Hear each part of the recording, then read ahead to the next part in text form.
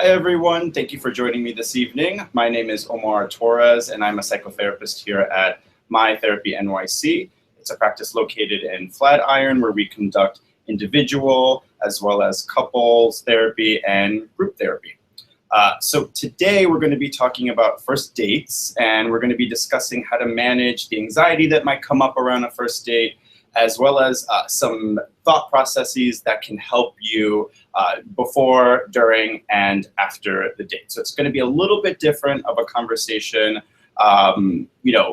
in regards to long-term dating. This is, again, more geared towards specifically how to manage what comes up for you during a first date.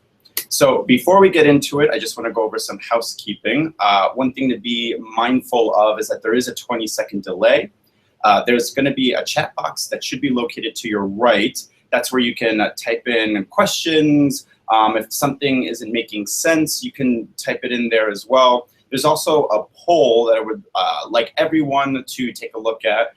The question revolves around first date pet peeves. So I would love to know what your pet peeves are on a first date, and we'll be discussing the results later on. There is a Q&A section of the presentation. So if you find yourself having a question, feel free to jot it down and save it until the end, because I definitely want to leave room for that. So yeah, why don't we go ahead and get started? Tips for a first date and managing your jitters and presenting your best self.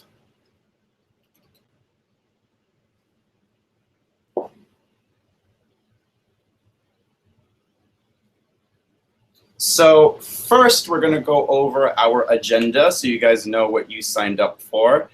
We're going to take a look at first dates the way you might take a look at a story. We're going to have a beginning, a middle, and an end. That's how we're going to break it up. So we're going to talk about how to prepare for a date, right? So before the date actually happens, how to prepare for it. We're going to talk about goal setting and the importance of goal setting, and how goal setting can actually be an incredibly useful tool for you in order to manage expectations and anxiety. We're going to talk about what to focus on during the date, as well as what individuals tend to focus on, which usually increases anxiety. Next, we're going to talk about vulnerability and boundaries and why those topics are important, especially when it comes to a first date. We're also going to talk about what comes up after a date, right? So there's a lot to process after a date, and we'll be discussing that as well. We will also talk about how to manage rejection. We will have a moment for our Q&A where you guys get to ask me questions. The questions are anonymous, only I can see them, so feel free to be as frank and honest as you'd like to be. We will go over the results of the poll. I'm excited to see what some of your pet peeves are, and we'll talk about what those results look like, and then we will wrap up. So here we go, before the date. So you have the place picked out, you have the time set. So what happens next? So one of the things that can be helpful to think about before you step into the restaurant or the date is to decide for yourself what the purpose of the date is, right? It's sort of like giving yourself a goal to strive for, which leads us to the next tidbit of information, which is SMART goal setting. So a really great way to help yourself decide on the purpose of a goal, or the purpose of the date rather, or the goal of the date, is to use SMART goal setting. So SMART goal setting is a really great tool. It's used in countless business models. It's used throughout the mental health world, and it can be really, really effective if done correctly. So SMART is an acronym, and it stands for specific, measurable, attainable, realistic, and timely. Right? So what does that mean? What do these words mean, and how can I use them and apply them to a first date?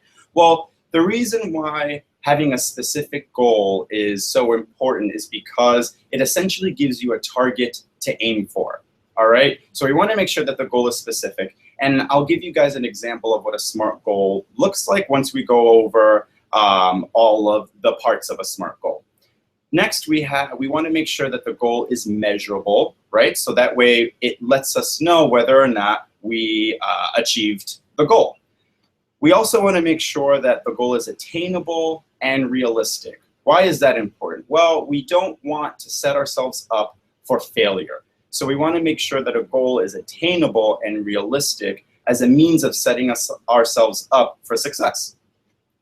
We also want to make sure that it's timely. Why is that important? Well, we don't want to set a goal that cannot be completed within the time allotted of a first date, right? So if a first date is, let's say, an hour and a half, 2 hours, you want to make sure that you can complete the goal within the time allotted. Again, this is all about just setting yourself up for success. So first, I'm going to give you an example of a potential SMART goal that may not be as useful for you, right? So an example of a SMART goal that may not be so useful is, my goal is to find the one on a first date. Now, is that goal specific? It may seem specific, it may sound specific, right? The one, but what does the one mean? What does it even mean, right? Does the one mean that it's someone that makes a certain amount of money, is a certain height, lives in a certain neighborhood, behaves a certain way, has a certain sense of humor? So when you actually break it down, this concept of the one isn't really all that specific. So that's why that wouldn't help all that much. The one, is it measurable? Well, one, there's the number one in there. So if you find the one, is it measurable? Technically, yes. However, is it attainable and realistic, right? So that's where it also starts to get a little bit fuzzy. So is it realistic to ask yourself or to tell yourself that the goal is to find the one on a first date, right? Not so much. It's sort of putting a lot of pressure on yourself to find someone that you potentially may want to spend the rest of your life with. Lastly, is that goal timely? Well, not really, right? Because it may take you several dates. It might take you 5 dates in order to find out or come to the realization that this is someone you want to spend, the rest of your life with, or, at least up and through the foreseeable future. So figuring that out within a first date, which may only be an hour and a half, is also setting yourself up for failure. So next, I'm going to go over a few points that may seem kind of obvious, right? However, one of the things that I come to realize is that when one gets caught up in the anxiety and excitement of a first date, we tend to forget some pretty basic thoughts and ideas. So I think these ideas that I'm going to go over right now warrant a little bit of a discussion. It's kind of like a refresher, right? So first and foremost, give yourself the time and the space to get ready. Right? Again, it may sound kind of obvious, but you want to make sure that on the day of the first date, any errands that need to get done are done. If you're working that day, you want to make sure that you leave on time. And you want to make sure that whatever space you're using to get ready, whether it's your home or, let's say, the gym, you want to make sure that you're allowing yourself that time and giving yourself that space to do so. So having an outfit picked out in advance is sort of similar to some of the tips and advice that you get around job interviews. So the reason why giving yourself the time and the space to get ready and having an outfit picked out in advance can be so useful is because you're already anxious, right? Typically, you might find yourself already anxious about the first date. So giving yourself plenty of time to get ready, having that outfit already set aside and ready to go helps cut back on the anxiety that you're already feeling, right? So there are times when if you wait up until the last minute to pick out an outfit, you might realize, oh man, those jeans I wanted to wear are actually filthy, or that dress I wanted to wear is actually still, at the dry cleaners and it totally slipped my mind. So you want to reduce that from happening, right? Because you're already feeling kind of anxious, maybe a little excited, and we don't want to add to that. Next, you want to be mindful of time. not just your time, the time you need in order to get ready, but your date's time. So we're all very, very busy people. We all have lots of things to do. Our schedules are packed. And one of the most valuable things, one of the most valuable resources for an individual is their time. So what you're communicating to someone by showing up on time is, I respect your time. I value your time. And that's such a great way to start a first date. It basically sets the tone for the rest of the interaction. So next we're going to talk about what happens during the date. So one of the things that come up a lot in my work with clients, one of the concerns, especially around a first date, is does the other person like me? Am I doing everything that I can in order to ensure that the other person likes me? Am I saying the right things? Am I funny enough? Am I smart enough, right? So all of the focus when it comes to that kind of thought process is about it's about the other person and whether they like you. So I'm inviting everyone to shift their thinking a little bit, right? And it may take some time and it may seem kind of odd, but bear with me, right? So what I want you instead to bring awareness to is a couple of things. First, your breath, right? Let's start simple. So what do I say what do I mean when I say bring awareness to your breath? I just want you to be mindful of the pace, right? The tempo and the quality of breath. So are you taking short, shallow breaths, or are these breaths that you're taking deep and fulfilling? All right. So that's one thing you can bring awareness to, as well as, and this one of the more important points is how you are feeling in the person's presence. So a few seconds ago, I was just talking about how a lot of the thinking is around the other person and whether they like them. What I'd like for you to begin doing is to ask yourself, how do I feel on this date? How do I feel in this person's presence? What does that mean? Well, do you feel light? Do you feel excited? Do you feel stimulated? Or do you feel uncomfortable, sad, angry? So these are things that I want you to bring attention to while you're on the date, right? So we're shifting the focus from the other person and their experience more so onto your experience. So when talking about what you're feeling, it's important, of course, to be able to name it and to understand and to know, all right, I'm feeling, butterflies.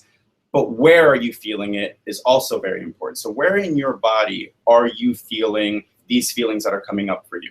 So are you feeling a tightness in your chest? Are you feeling knots in your stomach? Or are you feeling butterflies in your stomach?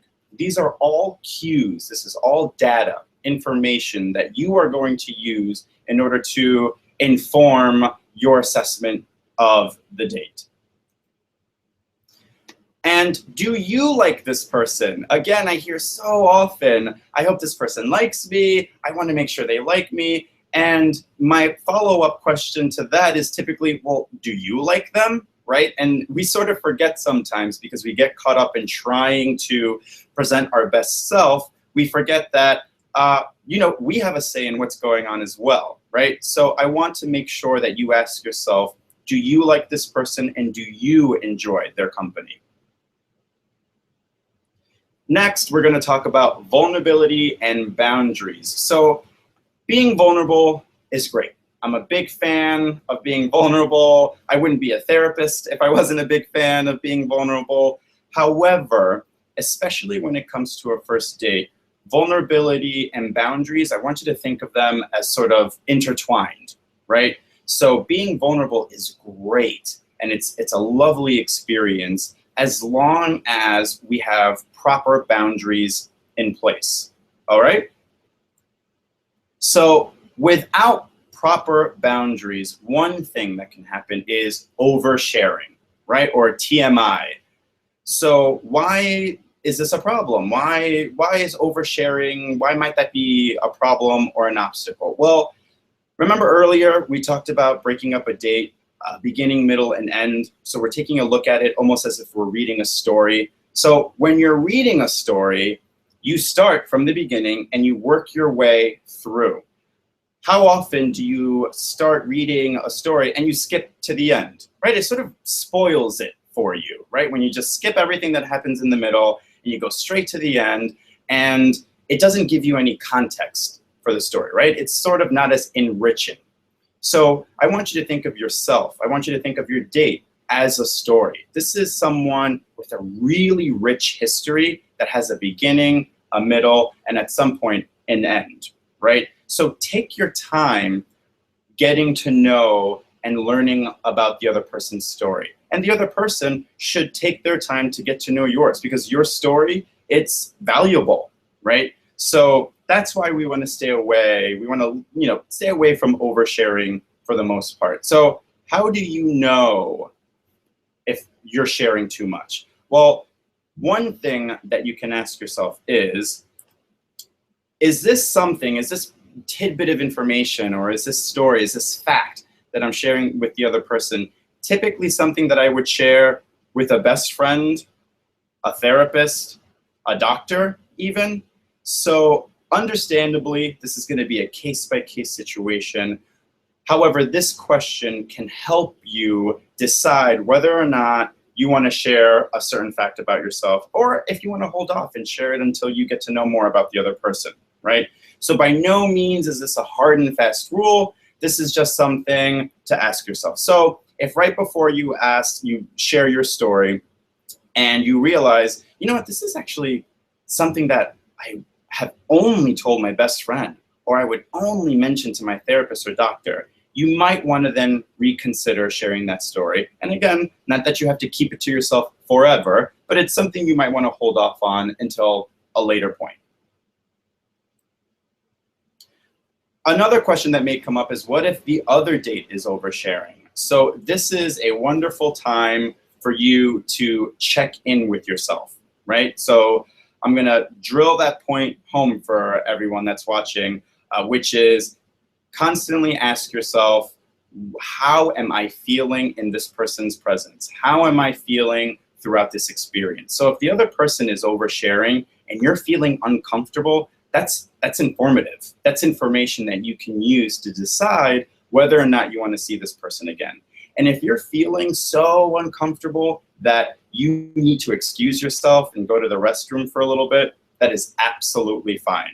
You can also, you have the right, you have permission to end the date early if you're feeling really, really overwhelmed. That is absolutely okay, right? Boundaries are important, and giving yourself those boundaries can help ease anxiety and make the experience more enjoyable overall. So after the date, there's a lot that comes up shortly after the date that I would like to discuss with everyone watching.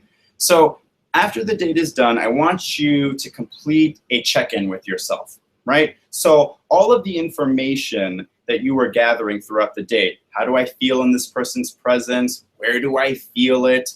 Is information that I then want you to process a little bit more after the date, right? You're sort of synthesizing everything and then making an informed decision. One thing that can help you is completing a body scan. So a body scan typically is something, it's a tool that can help you feel more grounded. It can help you feel a little bit more centered. It can also just help you stay more in tune with what's going on internally. So how a body scan works typically is that you bring focus, attention, and awareness to the top of your head. And then the way a scanner would, you just slowly start from the top and bring your attention and awareness down throughout your head, through your neck and shoulders, all the way down throughout your body, down to your toes. What you're checking for are things like heat or shakiness, any kind of nervous tic. You're checking for any kind of tightness or heaviness, right? You're also checking for lightness or airiness, or again, the butterflies in the stomach. All of this is information for you to use later on. One question that comes up a lot is, after the date, do I text, do I call, you know, should I play it cool and wait until the next day? And you're going to be hearing what I'm about to say a lot from me, which is it really depends on what you're comfortable with. It depends on all of the information that you gathered throughout the date, and it depends on your level of comfort once it's over, right? So there is nothing wrong with texting something short and sweet quickly, you know, shortly after the date, something to the effect of, I had a lovely time, I'm looking forward to spending more time with you. It's also okay to give yourself the time and the space to process the date and wait until the next day if you want to reach out to them again. So it really is a case-by-case situation that depends on your self-check-in.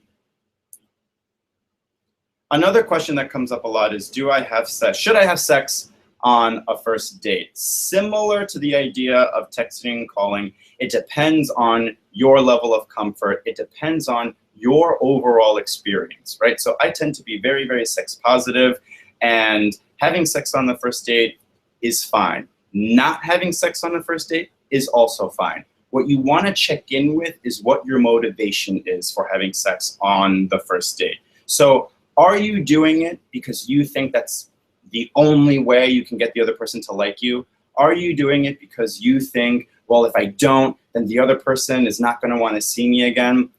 That kind of conversation, that kind of internal dialogue is, again, all about them, right? It's all about their perception of things. It's all about their experience, which you have a role in, but ultimately you can't control. So as long as the motivation and the intent is focused squarely on you, this is something that I'm comfortable with, this is something that I would like to do, then go for it. Again, it's also okay not to. It's up to you. So next, we're going to talk a little bit about rejection, and bear with me, I know it looks a little wacky, rejection and ice cream, but it will all make sense in a minute. The link that you see underneath there is a link to a blog that I wrote about overcoming rejection. So the main point that I would like you guys to take away about when it comes to rejection is that we are all essentially different flavors of ice cream, right? So rejection isn't necessarily a reflection of you, right? What does that mean? Well, here's an example. I'll use myself as an example.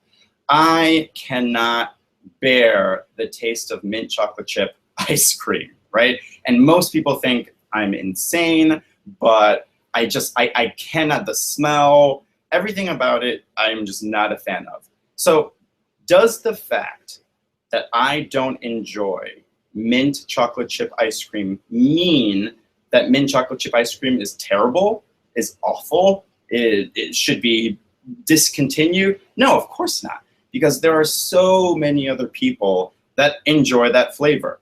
So we as individuals are similar, right? So whenever you experience rejection in any part of your life, whether it's within a relationship or whether it's professionally, what I want you to keep in mind is that rejection is not a reflection of whether or not you're terrible, right? Just like my distaste of mint chocolate chip ice cream is not a reflection of that particular flavor being awful, right? It is about personal taste.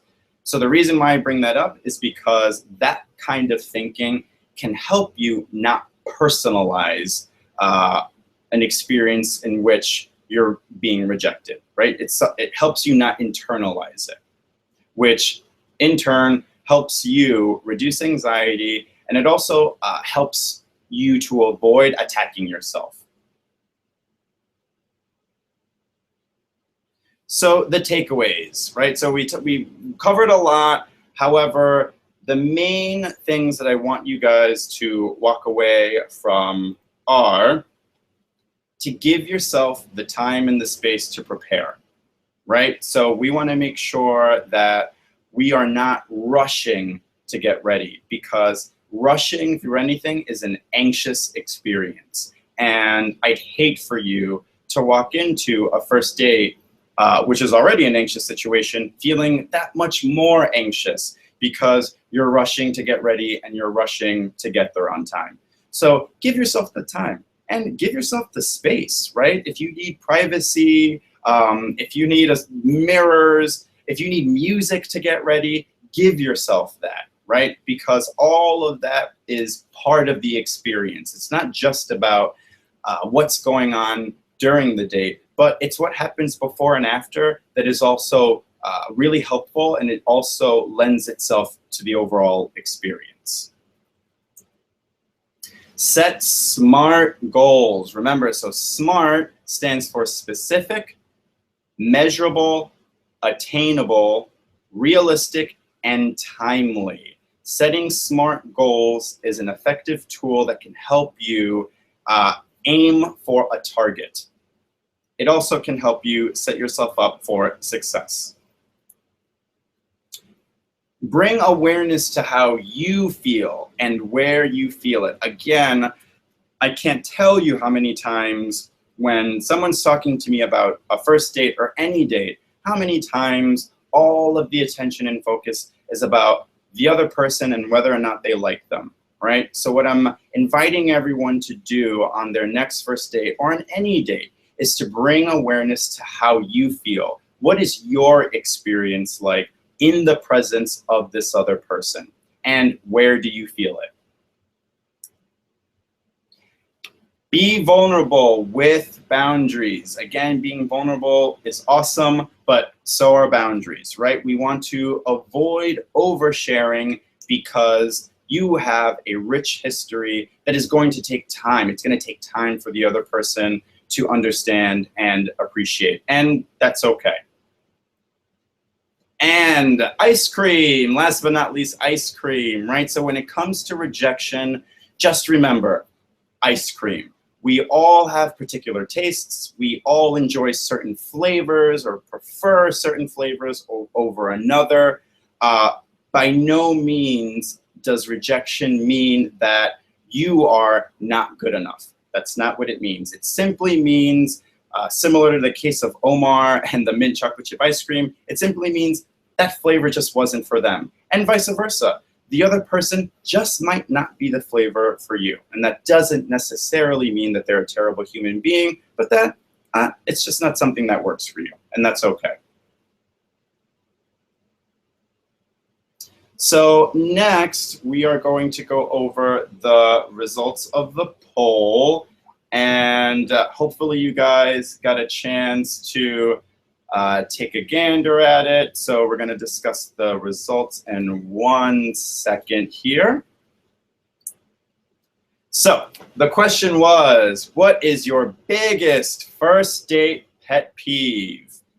So we had A, when the person is only talking about themselves at 38%. All right, yeah, so when someone's monopolizing a date and only talking about themselves, of course that's frustrating. That's infuriating, because what is that communicating to you, right? That they're not interested in the experience overall, that they're not interested in getting to know you. So while that's happening, if you find yourself in a situation where someone is only talking about themselves, again, check in with yourself. What is this like for me, right? How does it feel and where do I feel it? It's going to be information that you can use afterwards. Next, we have being rude to waitstaff, also at 38%. Yeah, so a person's behavior communicates a lot to you, right? So what does it mean when someone is rude to waitstaff? Well, then you would obviously ask yourself, does that mean that this person's going to be rude to me or my friends or my family? So you want to be mindful, right? You want to be kind, and you also just want to, again, check in with yourself. And if the other person's being rude to waitstaff, ask yourself, what is it like for me to sit in the presence of someone that's being rude to someone that's serving us, right? Something to keep in mind. And lastly, at 25%, checking their cell phone. So it's interesting, this is coming up more and more as technology plays a bigger and bigger role, not just in our professional lives, but in our romantic lives. So one thing that can be helpful for someone in order to manage checking their cell phone is, of course, to put it on silent or vibrate. Also, to put it somewhere where you don't see it, so that way you're not tempted to reach over and check it. And again, if you need to excuse yourself to go to the restroom, you want to check your phone real quick to make sure that there aren't any emergencies, that's perfectly understandable. Again, just excuse yourself. There's absolutely nothing wrong with that. Thank you so much for everyone that participated in the poll. That was fun. That was telling. So next, we are going to open up the floor for questions. So if there are any questions that any of you guys have, feel free to type it in the chat box. Remember, there's a 20-second delay, so just bear with me. Let's take a look.